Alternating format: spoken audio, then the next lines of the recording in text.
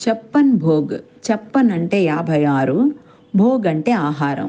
కృష్ణుడికి 56 విధాలైన వంటకాలను తయారు చేసి భక్తులు నైవేద్యంగా సమర్పిస్తారు.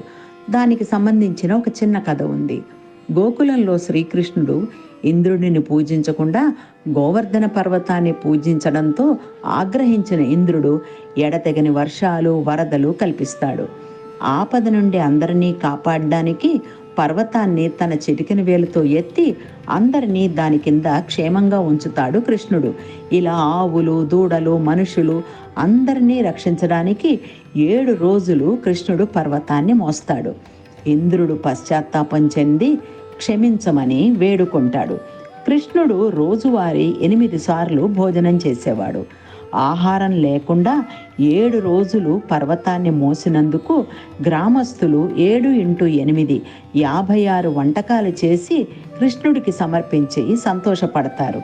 అప్పటి నుండి జన్మాష్టమి నాడు 56 పదార్థాలు కృష్ణుడికి సమర్పించడం ప్రారంభమైంది.